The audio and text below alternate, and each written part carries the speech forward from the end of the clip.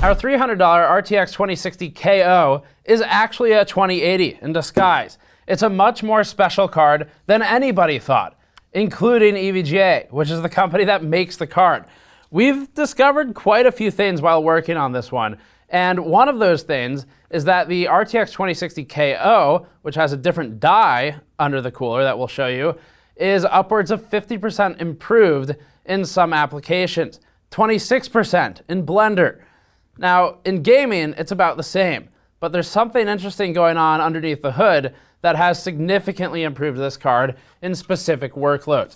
And today we're exploring that. Now, technically, we did promise that right now, where this video slot is going up, we were going to review some other 5600 XTs for AMD's launch. AMD segmented its RX 5600 XT review cycle into 2 separate days and disallowed reviewers from looking at multiple cards in day one coverage. Technically, we could have done it anyway, but then the partners would have gotten in trouble. So all of this to say that stupid games get stupid prizes, and AMD got the stupid prize today, and instead we're going to work on something significantly more interesting that popped up in between. Before that, this video is brought to you by Linode Cloud Computing. We've trusted Linode as our web host since 2012 and recommend it for excellent technical and customer support, reliable uptime, and a clean interface. Aside from cloud hosting, Linode.com recently added GPU hosting plans for machine learning and neural net use, built with RTX 6000 GPUs and 10 gigabit per second network speeds. They're also starting to deploy EPYC CPUs in their servers. Sign up for Linode.com Cloud Computing with code GNEXUS20 for a $20 credit, or click the link in the description below to visit linode.com/gamersnexus. So here's the short of it. The EVGA RTX 2060 KO was teased to us in about November. We've known about it for months now, and we totally blew it off. Just to be upfront with everybody, our reaction to EVGA was, who cares? It's another 2060. It's old news. They all perform about the same. And everything I said was correct relating to gaming performance, which is mostly what we focus on with an RTX 2060 type card. But we never expected there to be such an uplift in non-gaming performance. And again, neither did EVGA, and NVIDIA also seemed a bit caught off guard here. So we need to recap some of the basics on this card, and this video is going to create more demand for the KO because of the findings here. But just to answer this question straight away, we asked EVGA what's the deal with availability. They said more $300 cards, meaning not the overpriced ones, will be on shelves this week. So if you care about it, cool, but stick through to the end of the video because there's definitely times you don't want to buy this as well, and we're going to cover both of those sides today. All right, so we need to recap some of the basics. The RTX 2080 was killed when NVIDIA released the RTX 2070 Super, which replaced the former. Both have the same die, and that's the 545mm squared TU-104 die. Specifically, that's going to be TU-104-410 for the RTX 2070 Super, and TU-104-400 for the RTX 2080. And we took those cards apart to show it. The chronological predecessor to the 2070 Super was the 2080, hence the 10 difference. The RTX 2060 uses a smaller die. Compared to the RTX 2080 or 2070 Super's 545mm squared dies, the RTX 2060 originally shipped with a 445mm squared TU-106 die. That puts it 100mm squared smaller, and obviously it has a lot less hardware on it as a result. When we took apart the RTX 2060 KO, we found that it had a 545mm squared die, not the 445 die that's on the 2060. Its label reads TU-104-150-KC. That means that it's an RTX 2080 or 2070 Super, if you prefer, that failed validation and couldn't become a 2070 Super. That could be caused by anything from a bad set of floating point units to bad RT cores to bad cache to something else, but for one reason or another, it was in a pile of parts that could either be revalidated as something else or simply thrown out. NVIDIA decided to revalidate them and then offer them to sale to board partners. This isn't too unfamiliar because we regularly see NVIDIA take bigger GPUs and bring them down to a new SKU while fusing off parts of it, or maybe just recycling yield failures at the higher end. This is a good practice. It's one that AMD follows as well. It's good business sense, but also it does reduce waste, and you get more use out of the silicon manufactured because it salvages dies that would be otherwise lost, and you can bin them down to some lower end part when otherwise it would be garbage. So typically you might see a 2080, for example, become a 2070 Super. It's more of a rebrand there. Or you might see a GTX 1080 become a GTX 1070 Ti to fill a weird gap in the market that no one knew they actually wanted it to be filled.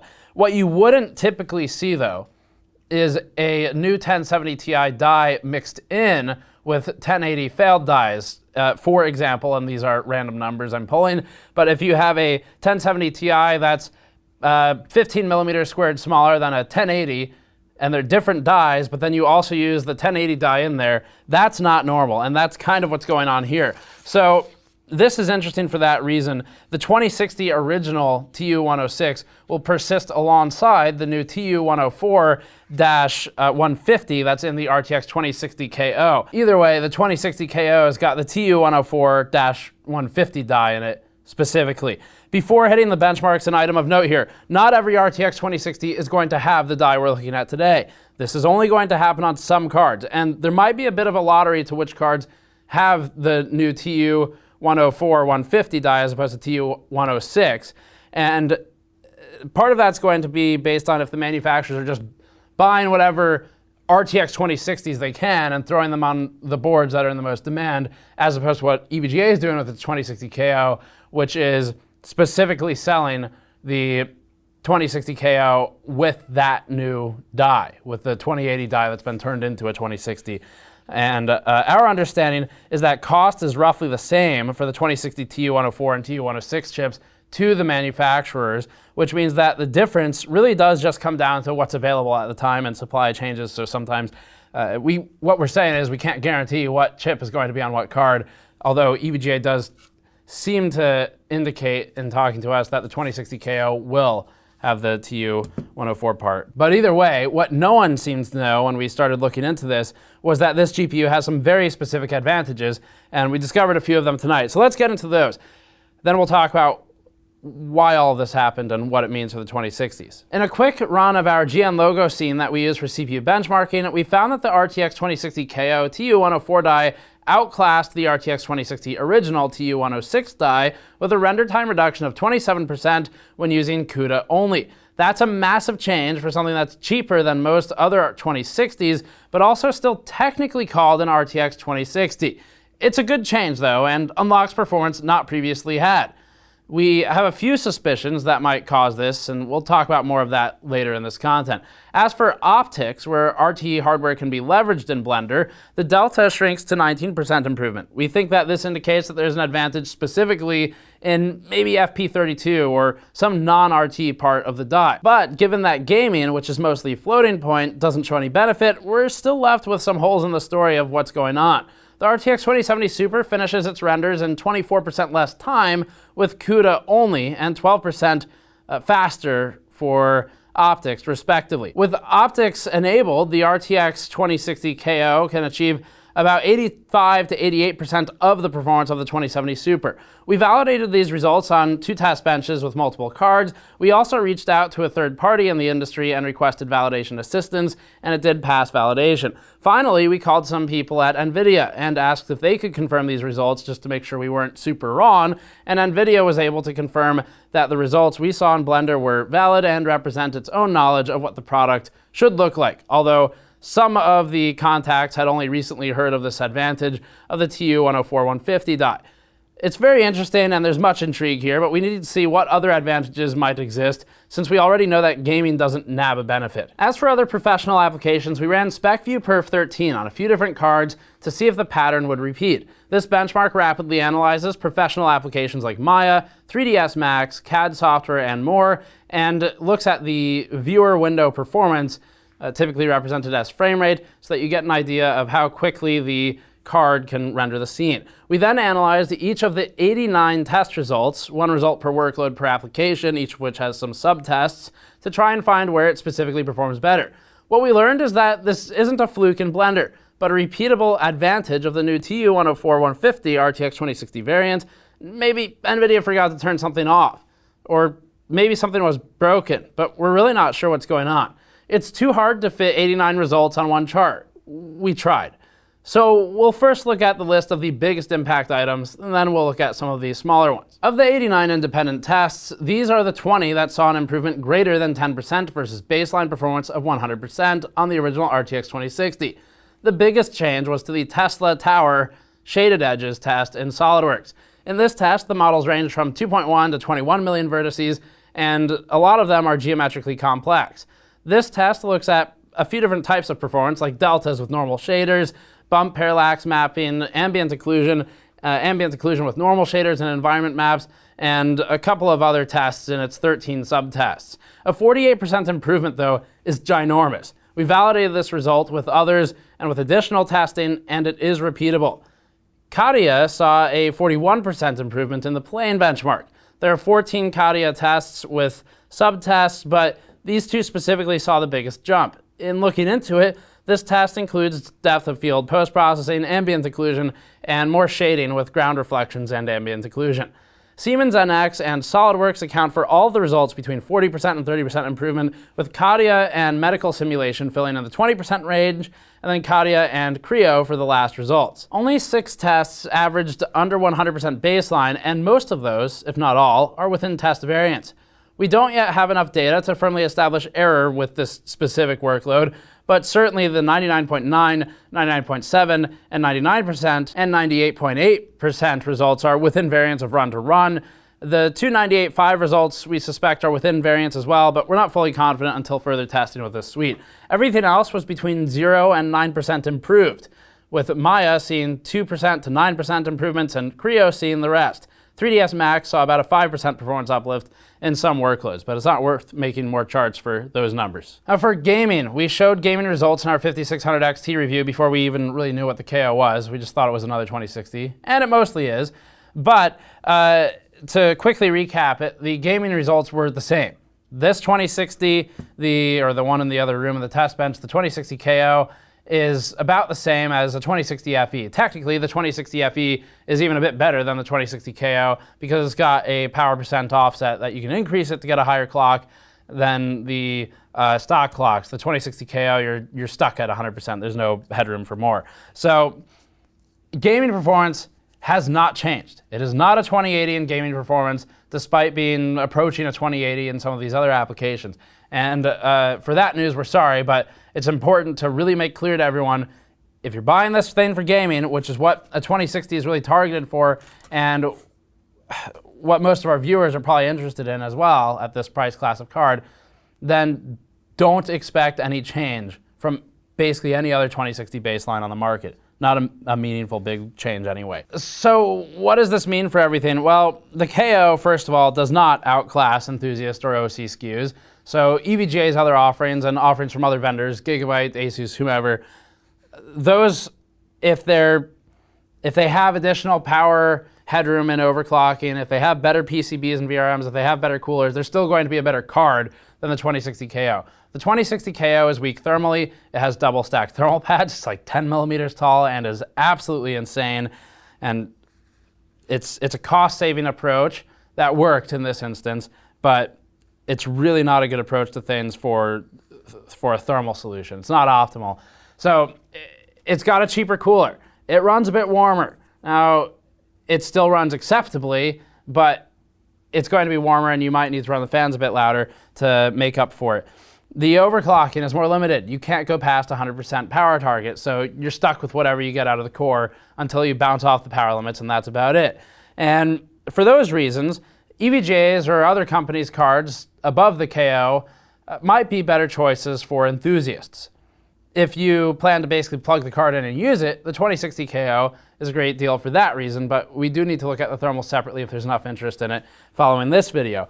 If you really where this shines is if you're using it for something like Blender, where a 20 to 26% time reduction in renders is absolutely crazy for the same class of card. So if you do use Blender and you're buying in this price range, you should definitely get the KO and not some other 2060. You shouldn't buy EVGA's best 2060. You shouldn't buy the most expensive 2060 with the beefiest cooler. You should get the 2060 that has a TU-104 150 die instead, because you're going to get a meaningful performance uplift. And right now, we only know that it's on the KO. It might exist on other cards as well, but we don't know which those are yet. The 2070 Super is interesting too, because if you use Blender and you were planning to buy a 2070 Super, it might be better to sort of split the difference and buy a couple of 2060 KOs, because Blender doesn't care about NVLink or SLI. It'll use them independently of each other. That doesn't benefit you at all for gaming. You'll get a much worse experience. So if you split what the machine's doing, then don't do that. But if you only care about Blender, it'd be an interesting experiment that we haven't tried to run 2 KOs against whatever a 2070 plus your overhead for the CPU is from the extra budget and see how it does. And speaking with a few sources, we've learned that this behavior of the 2060s, the 2 different versions there are now, is expected to continue for future versions of these 2 dies. So one of our concerns was, if we publish a video saying we're seeing these performance improvements on our first off-the-line TU-104-150 KC die, is that going to be true in a week, in a month, in 6 months from now, whenever it goes DOA or goes EOL? And the answer was that it should not change. There's no reason that TU-104-150 specifically, the KO, what the KO uses, will go down in performance. So that will remain in the position it's in now. And it's extremely unlikely that TU-106 comes up in performance, but it's more likely that it is a non-zero chance that it comes up, but it's basically 0. So you should expect both of these dies to remain where they are today for performance and to not change. Why does all this happen? Let's talk about that too. So the 2060 KO, basically NVIDIA had a whole however many allotment of dies that were failing for validation with a 2080, 2070 Super. To salvage those, they repackage them, validate them. Hey, does this thing pass if we fuse all of this broken stuff off and turn it into a lower class 2060? Answer is yes for X dies of Y original dies, and then they sell those to the partners for allegedly roughly the same price from what we understand.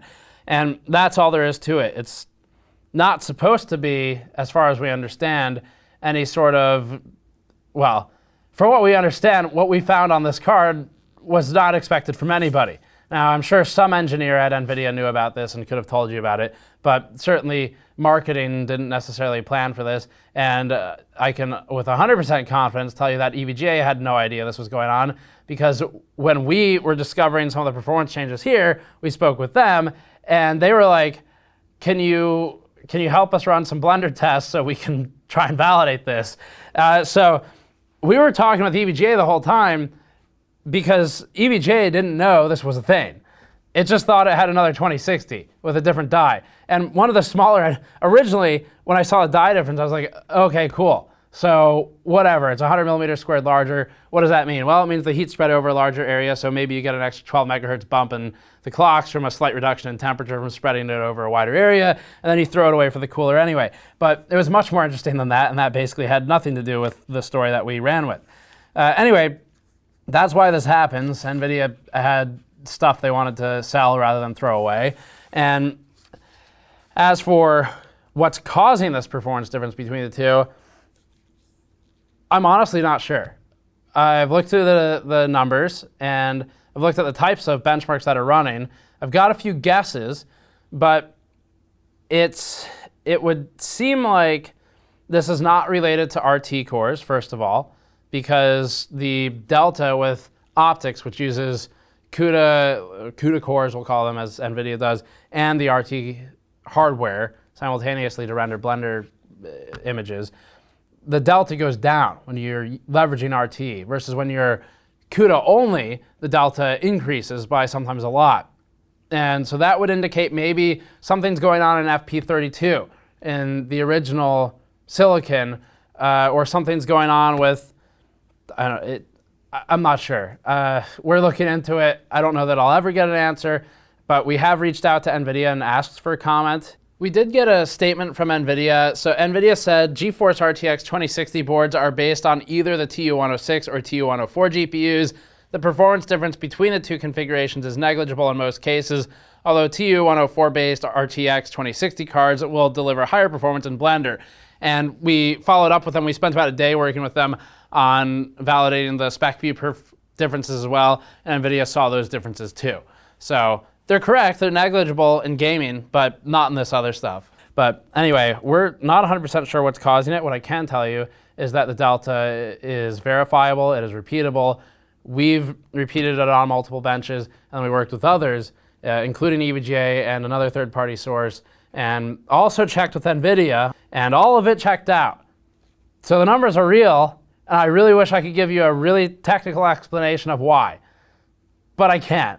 So my best guess is it has something to do with specifically with floating point as it's being processed on the silicon. And beyond that, hey, if you work for NVIDIA and you're an engineer, I know some of you watch this channel, reach out to me privately and let's talk off record, and then I can come back and report what the hell it is, and no one will know it was you.